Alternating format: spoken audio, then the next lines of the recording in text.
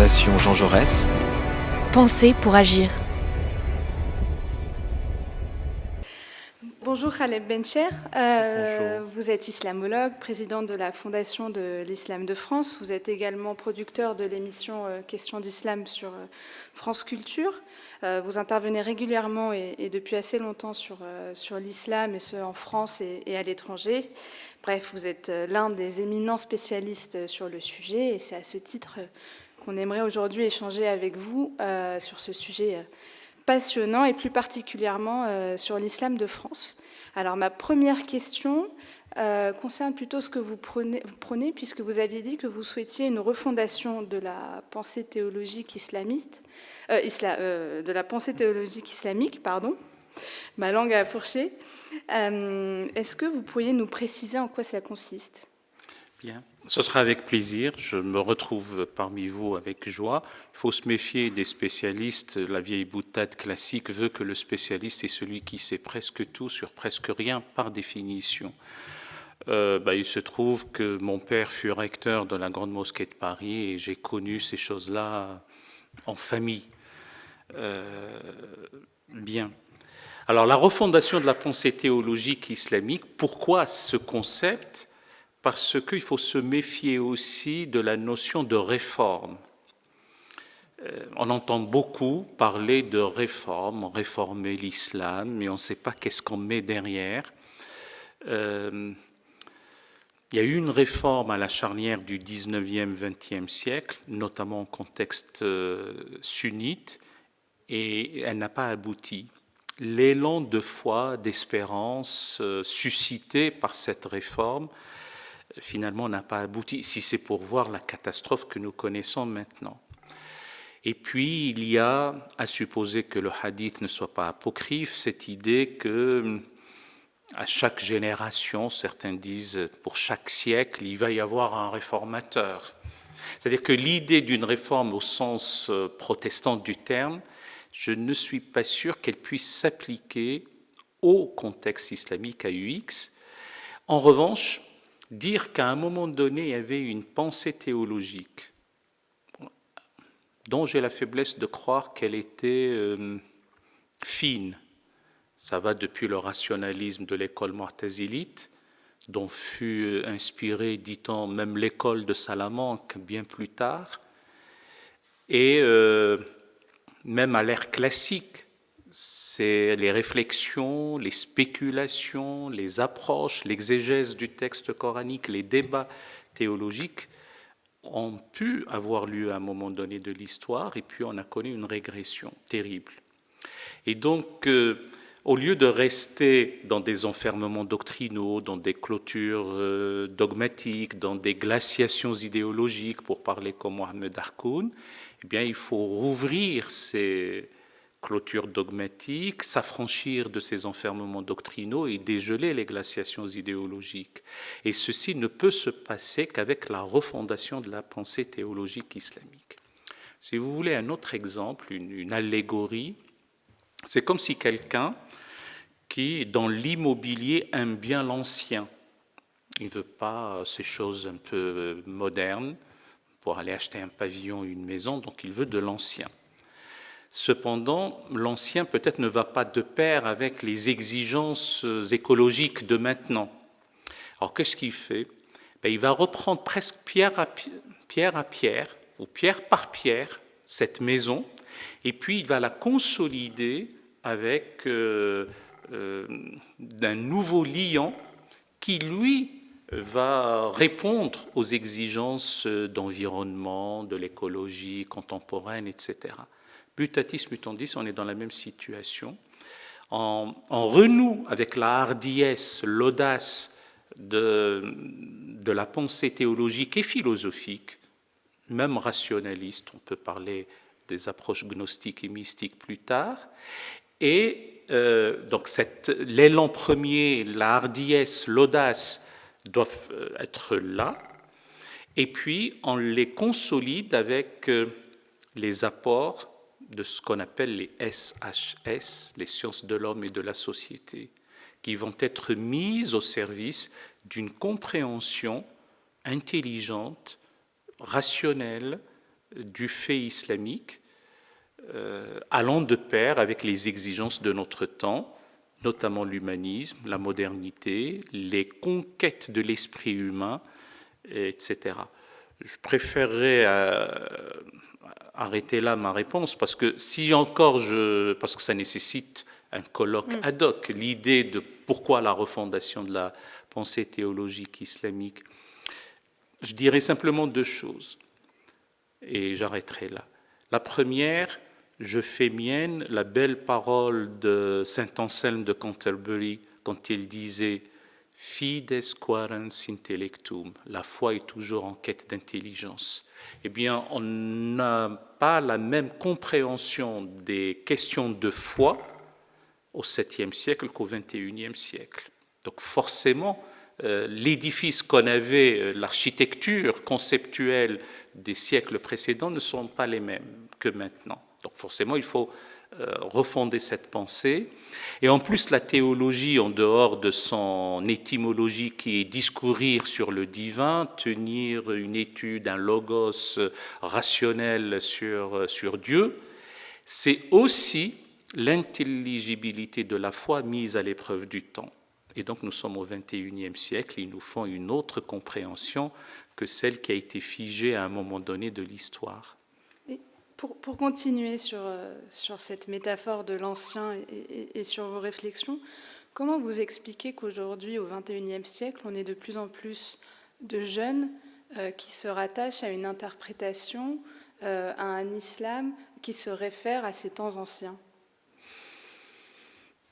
Il y a une conjonction malheureuse de trois mouvements et un concours de circonstances tragiques qui expliquent la régression tragique, voire la régression dans la régression. Et je vous l'expliquerai. Cette conjonction, c'est celle du wahhabisme, des frères musulmans et de la révolution iranienne. Les trois réunis par la révolution iranienne khomeïniste. Il y en avait une qui est très peu connue en 1906, qui fut formidable. C'était celle de la monarchie constitutionnelle sous le Premier ministre Fadel.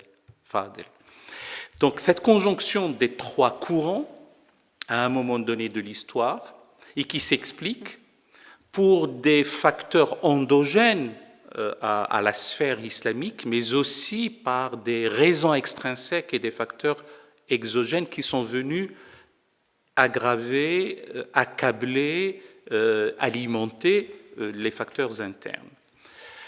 Le premier cas, le wahhabisme. Mohammed ibn Abdel Wahhab, 1703-1792, au milieu du XVIIIe siècle, a eu une sorte de pacte, une alliance d'ordre politique, une alliance même physique, dans le sens des épousailles. Sa fille a épousé un des Al-Saoud. Et si je devais faire de l'Uchronie, l'Uchronie est à l'utopie ce que le temps est à l'espace. Donc, si je devais faire une histoire parallèle, comme on dit, Mohammed ibn Abdel Wahhab avait un frère qui s'appelait Sulayman. Lui-même, Sulayman n'était pas d'accord avec son propre frère. Et il avait composé un ouvrage intitulé « Les foudres divines dans la réfutation du wahhabisme ». Si d'aventure, c'est là où se trouve l'Uchronie, ce fut la thèse du frère que nous avions maintenant, nous n'aurions pas eu les déboires que nous connaissons. Donc ça c'est un premier cas. N'oublions pas que Ibn Abdel Wahhab est le contemporain de Kant, à 24 ans près. L'un nous parle des ablutions, de comment se rendre à la mosquée, le livre des tourments de la tombe, certes un traité sur le monothéisme qui peut avoir sa valeur intrinsèque, et l'autre nous parlait de la religion dans les limites de la raison critique, de la raison pure. Donc ça vous donne aussi les divergences d'ordre intellectuel et idéal qu'on a pu avoir au XVIIIe siècle.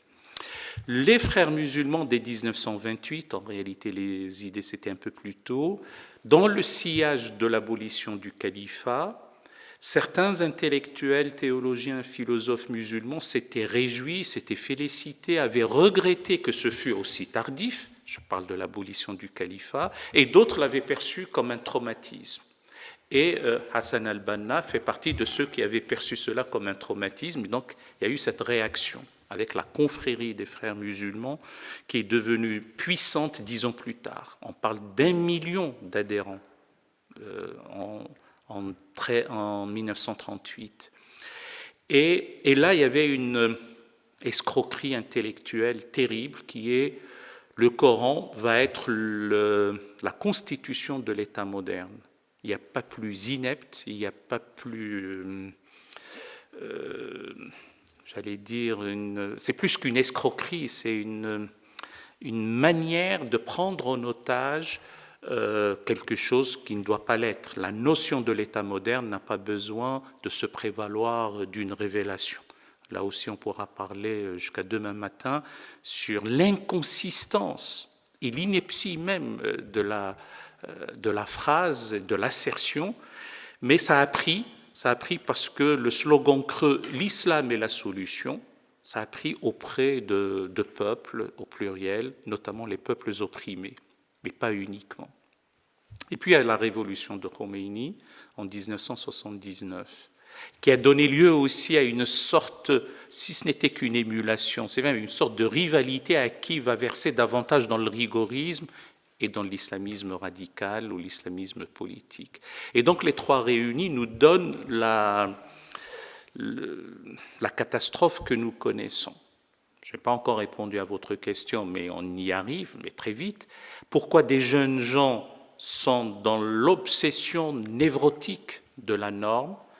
Parce que si vous êtes sur un pont, et surtout si le tablier il lui arrive de vibrer un peu, et si on est sujet au vertige, eh bien, la sécurité, c'est d'aller s'agripper au garde-fou, l'un ou l'autre. Donc c'est pour ça que l'extrémisme est toujours une solution de facilité et une démission de l'esprit. En revanche, le fait de tenir une position médiane, éclairée par la raison, n'est pas facile parce que il faut tenir une situation d'équilibre. Là aussi, mutatis mutandis, on est dans la même situation. L'indigence intellectuelle, la déshérence culturelle, ici je suis sévère, j'ajouterai la dégénérescence civilisationnelle, ont fait en sorte que des jeunes gens sont devenus, dans leur vulnérabilité, sensibles aux sirènes islamisantes, au sens de l'islamisme. Et si votre question concerne une jeunesse particulièrement française, il faut encore rajouter une condensation multidimensionnelle, je fais un peu le pédant en parlant comme ça, de facteurs qui ont concouru à la situation que nous connaissons.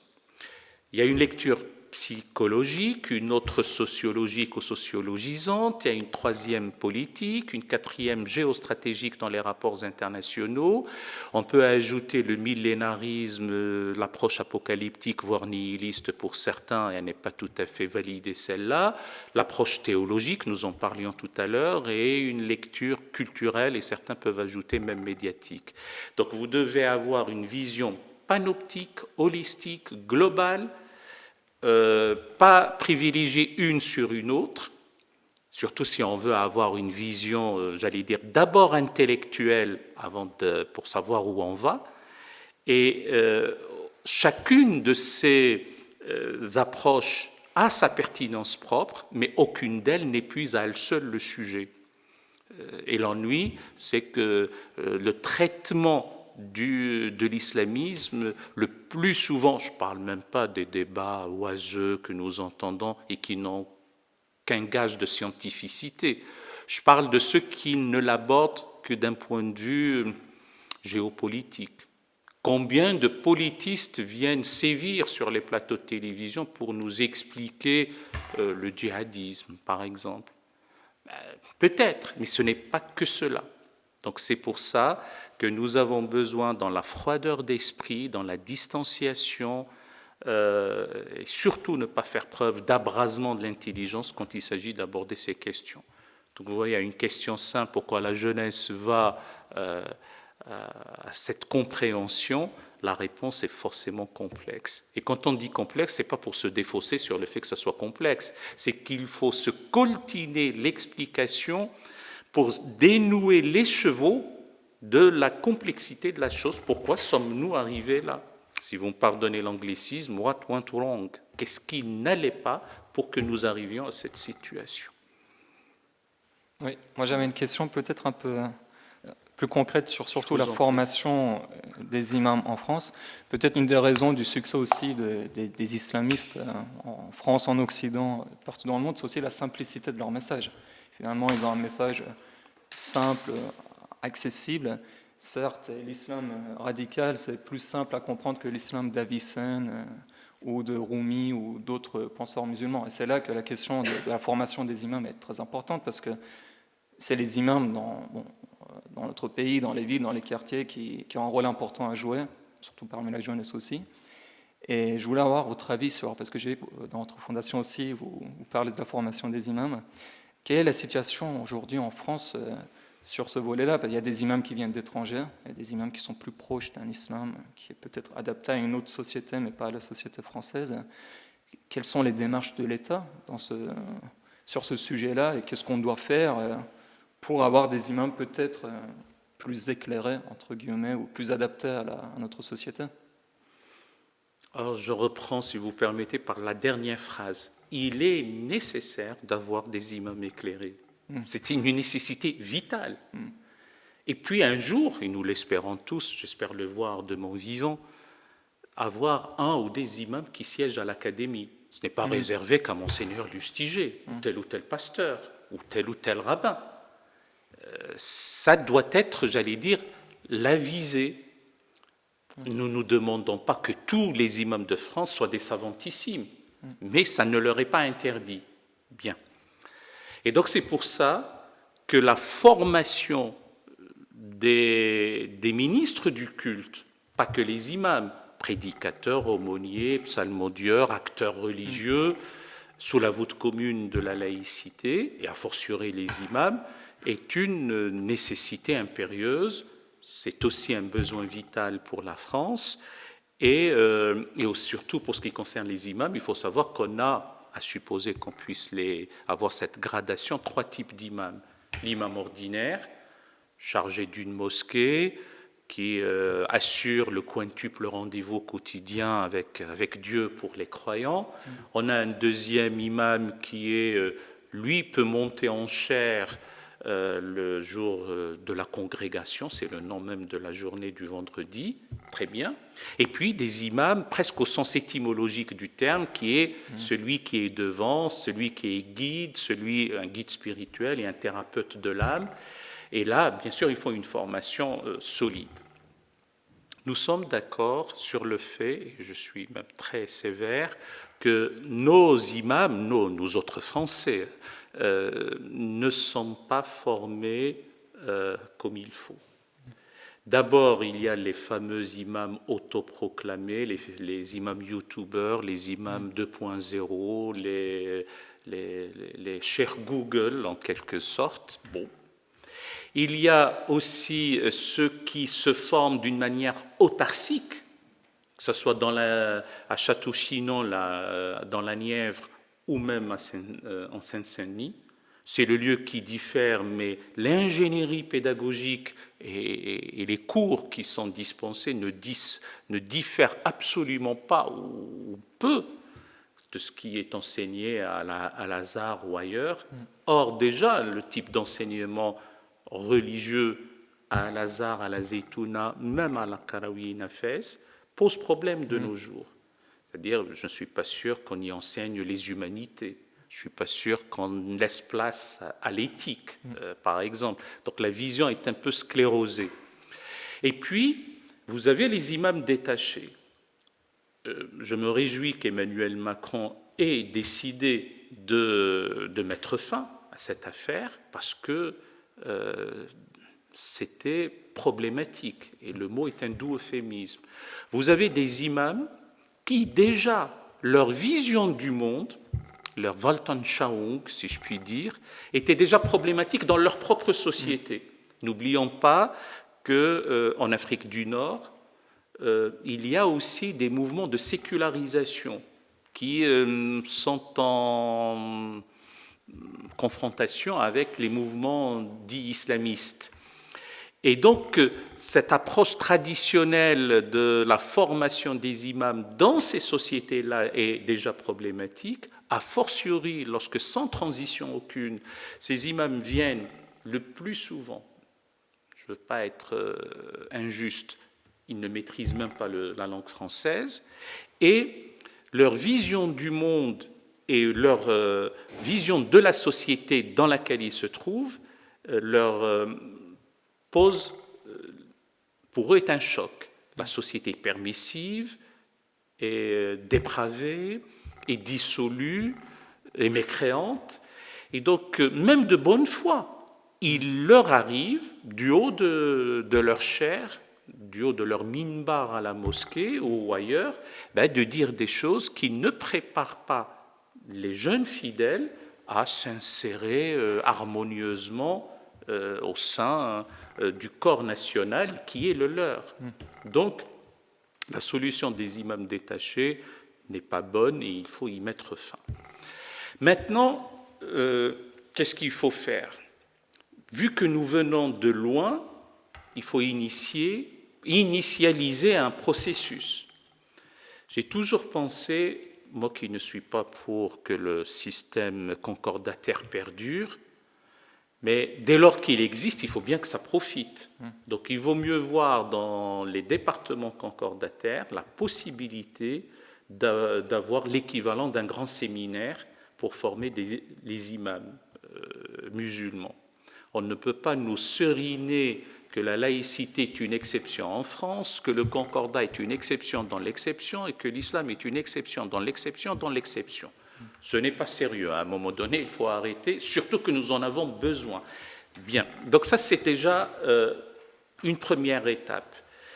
La seconde étape, puisqu'il y en a deux, c'est de dédoubler ou doubler la formation théologique, confessante, confessionnelle, liturgique, religieuse des imams par une formation civile, civique, profane, républicaine, laïque.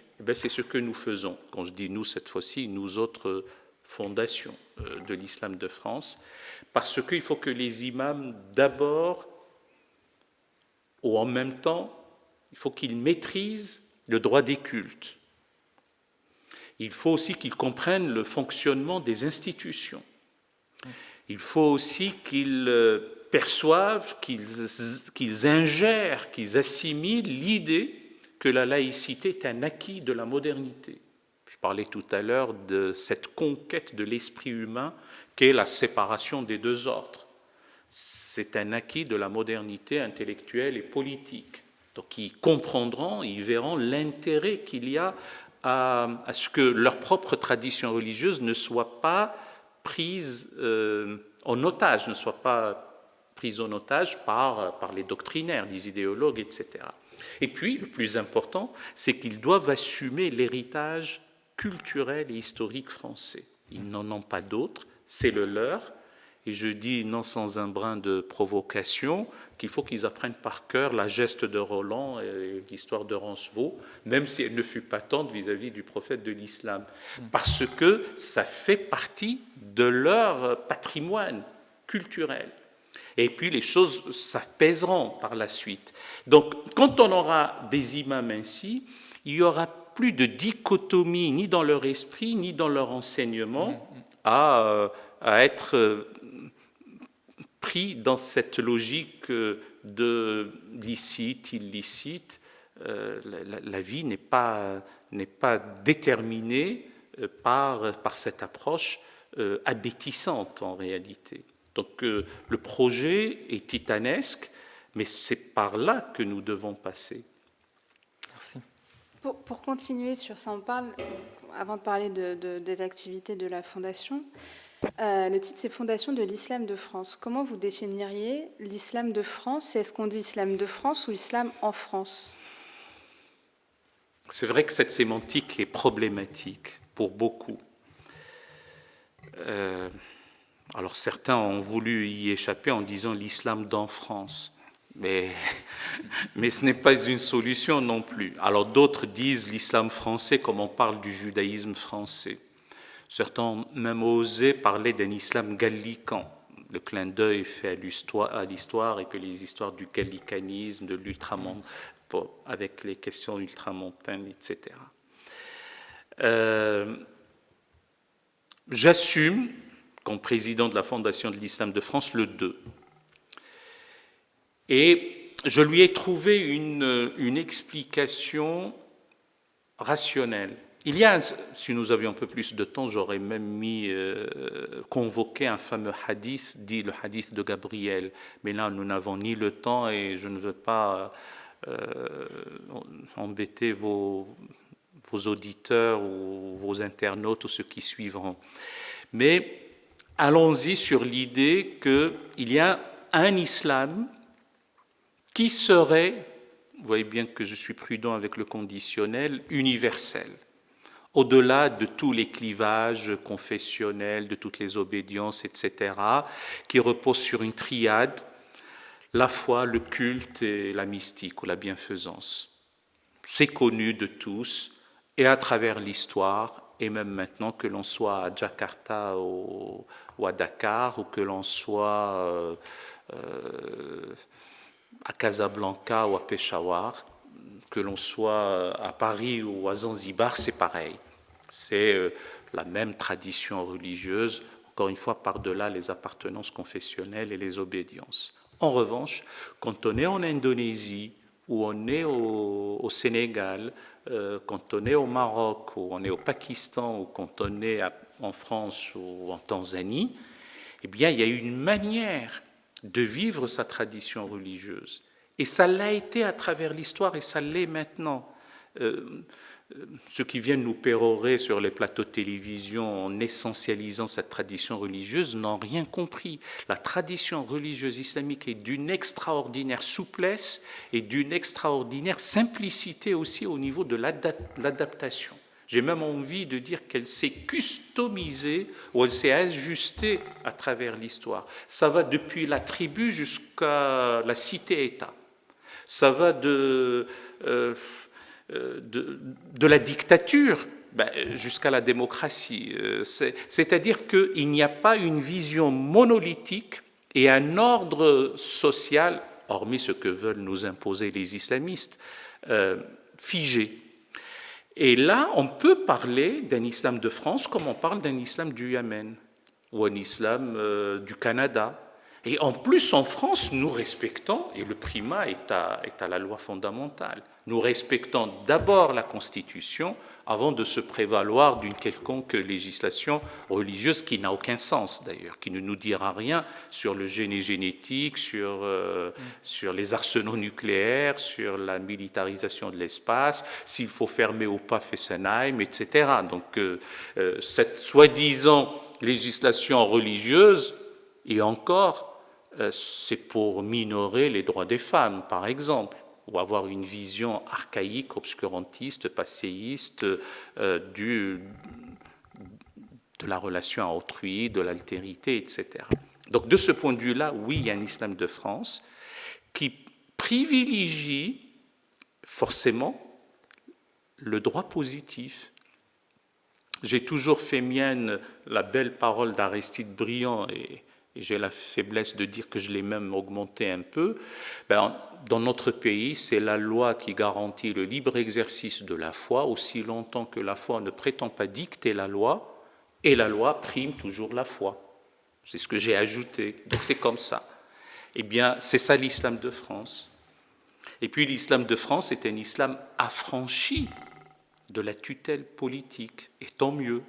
L'islam de France est un islam qui doit en principe faire en sorte que le sujet musulman, j'ai envie de dire le citoyen musulman ou le résident musulman dans notre pays, doit être aussi autonome par rapport à la pression communautaire inquisitoriale, in fine. Donc voilà un islam de France.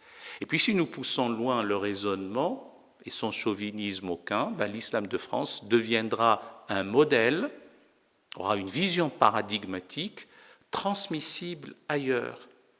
Dans notre pays, si on a envie de jeûner, on jeûne parce qu'on est convaincu des bienfaits du jeûne. On ne le fait pas pour faire plaisir à un tel, on ne le fait pas parce qu'on risque d'être judiciarisé, si je puis dire, parce qu'on aura rompu le jeûne publiquement, etc. Donc c'est ça la notion de l'islam de France. Et puis, j'ajoute que nous œuvrons à la Fondation de l'Islam de France pour que cet islam-là soit un islam de beauté, d'intelligence et de progrès. Ce que nous ne voyons pas ailleurs, hélas. Mais ça ne veut pas dire que c'est mort à jamais. Je ne suis pas de ceux qui caressent un passé mythique et révolu, mais ce qui a été possible à un moment donné de l'histoire peut l'être après.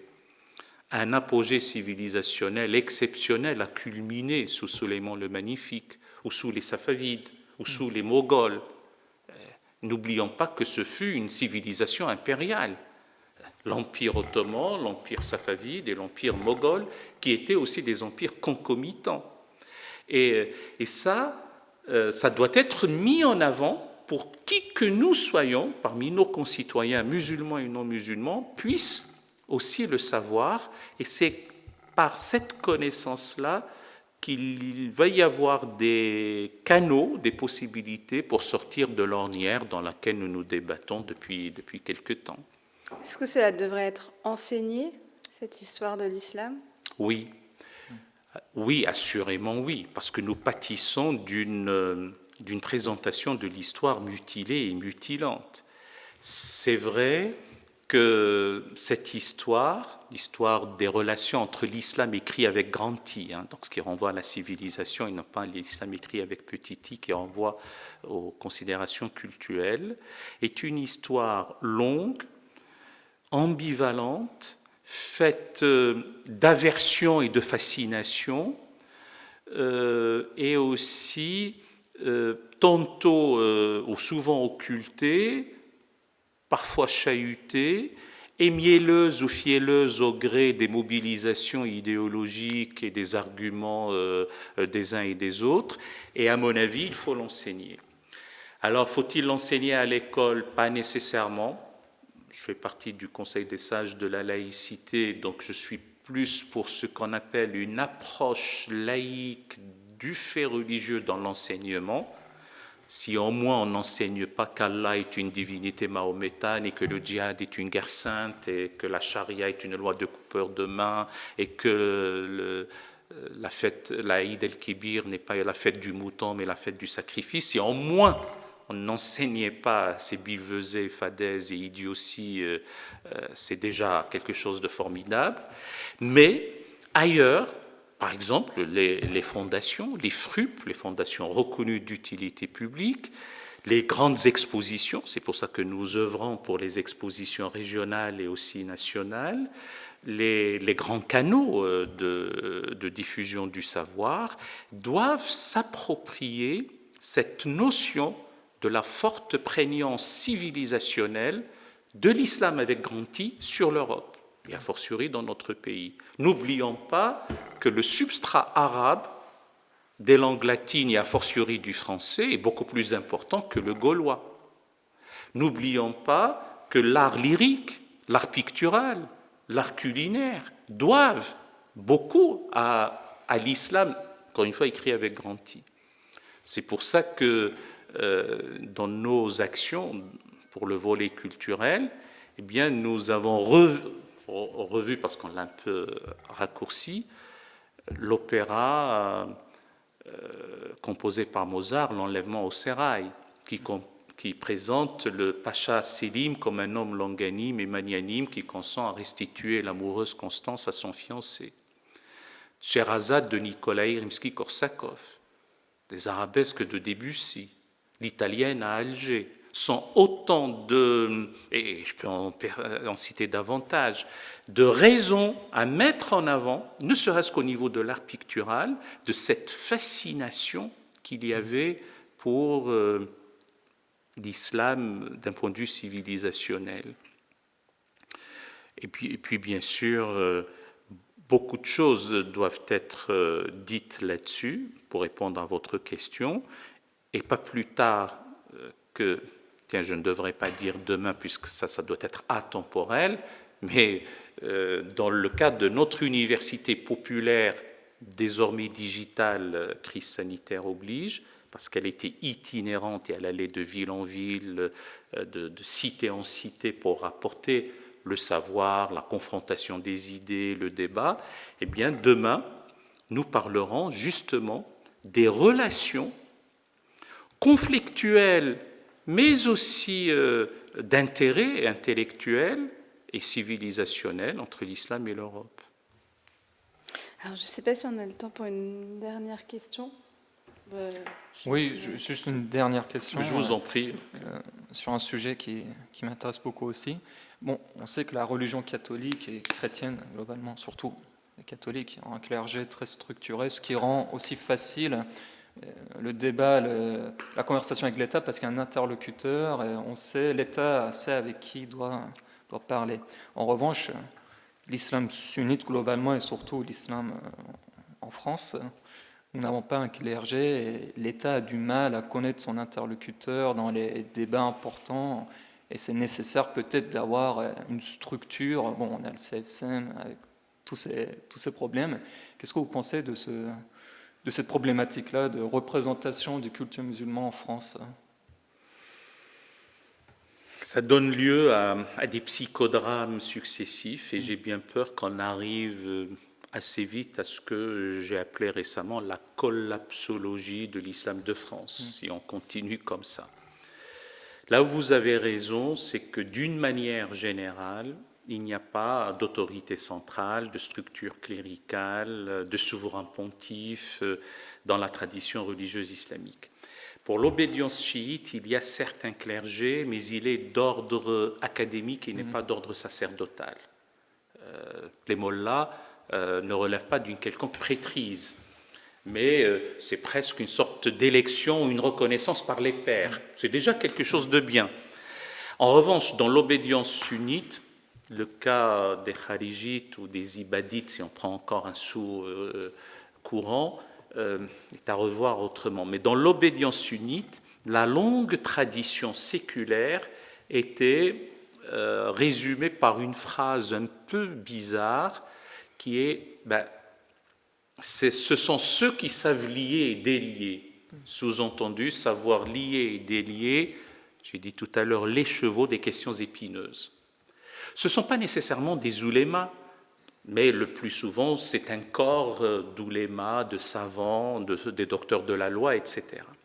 Il se trouve que pour X raisons, dans notre pays, et surtout eu égard à la sociographie des musulmans de France, dont le tissu social n'est pas harmonisé, nous n'avons pas ce corps d'oulémas ou de ceux qui savent lier et délier les choses, d'une part.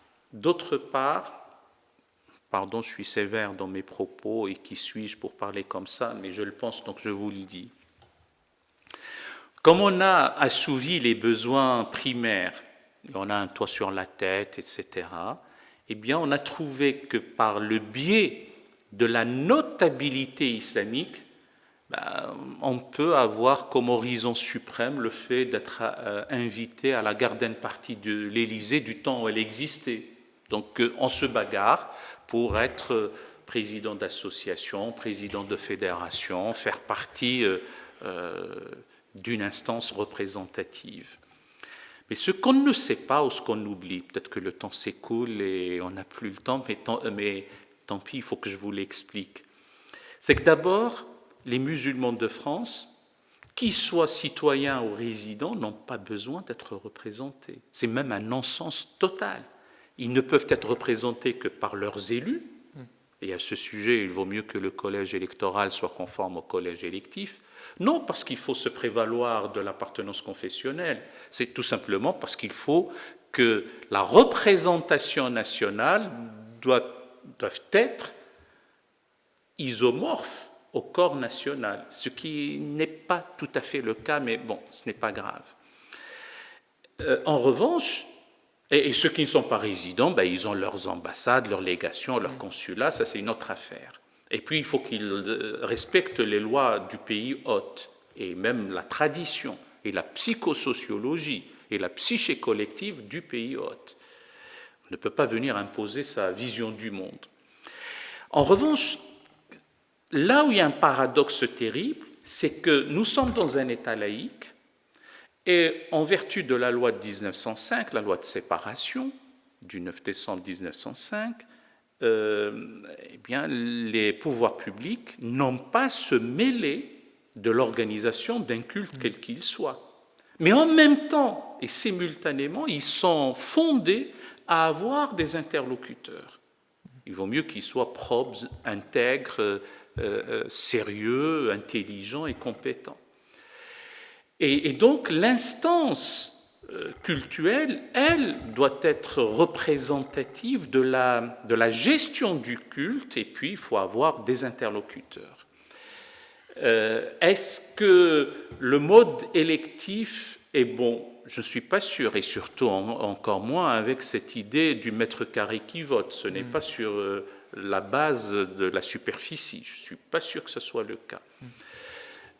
Donc ça, c'est un problème. Le second, comme ça il n'y aura pas de troisième, peut-être maintenant l'approche de la départementalisation est une bonne chose. Il faut en finir avec l'islam consulaire. On ne peut pas d'un côté dire on ne veut pas des imams détachés, etc. Nous ne voulons pas d'ingérence d'États tiers et des puissances étrangères. Ça, il faut y mettre fin. On ne peut plus clair là-dessus. Et espérons, gageons que, parce que ça ne peut être que la biologie pour régler cette affaire, que cette génération comprendra qu'elle n'a pas à s'agripper à cette fameuse notabilité et puis laisser place à des hommes et des femmes, puisqu'il n'y a aucune raison pour qu'il n'y ait pas l'élément féminin, j'ai dit tout à l'heure propre, intègre, sérieux, compétent, pour parler au nom de la gestion du culte islamique en France. Merci. Merci à vous. Merci.